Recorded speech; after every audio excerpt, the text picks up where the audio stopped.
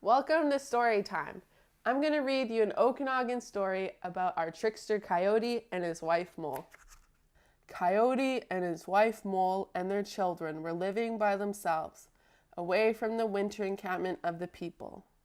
The other people did not want Coyote around. He was so lazy and tricky. Coyote and his family were poor that winter. They only had a little food, and that was supplied by the faithful Mole. Each day she would go out and gather herbs and moss and dried shriveled rose hips. She did that to keep the 5 children from starving, and she carried all the wood and water while Coyote loafed and practiced his war songs. One sun, as Mole was chopping a rotten stump for firewood, a little fawn jumped out of the stump. The deer family had put it there. The deer felt sorry for Mole. They wanted her to have the fawn for food. Mole dropped her axe and caught the little deer. She told her oldest boy to run and tell his father to come with a knife and cut the fawn's throat. "Tell your father to hurry," said Mole, "because I can't hold this fawn long. My strength will give out." The boy ran fast to the teepee. He told Coyote what Mole had said.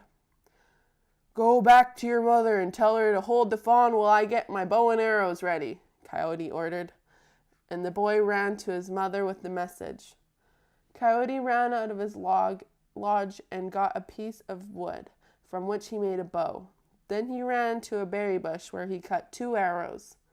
Then he ran back to his lodge to finish making his weapons. Taking feathers from his war bonnet, he feathered the arrows, and as he had no sinew for bowstring, he tore the strings off moccasins and made string. Then he was ready to shoot the fawn. All the while, Mole was having a hard time holding the fawn. It struggled and kicked and fought to get away, and Mole's strength was leaving her. Her arms ached. She called to Coyote to hurry. He ran out of the lodge and tramped down to the snow so he could kneel and shoot. He told Mole to let loose the fawn so he could shoot it. Mole let go, and Coyote shot his arrow, but the little deer fell and the arrow just missed it. With his second arrow and last arrow, Coyote shot again as the fawn leapt up, and again Coyote missed. The fawn escaped into the woods. Mole was disgusted and angry. She went back to the teepee. There she discovered that Coyote had eaten all the rose hips, all the food they had left while he was making his weapons. When Coyote came in, Mole spoke to him about that. They argued, and Coyote stabbed her with his knife. Mole ran out. Coyote followed. He wanted to kill her. Mole changed herself into a real mole as Coyote stabbed again. He stabbed the earth, and Mole quickly untied her little pouch of red ochre and put some of the paint on the tips of the knife. Drawing the knife out of the ground, Coyote saw the red paint and thought that it was blood. He was satisfied that his wife must be dead from that last blow. Coyote soon found out that he could not take care of his children without Mole's help.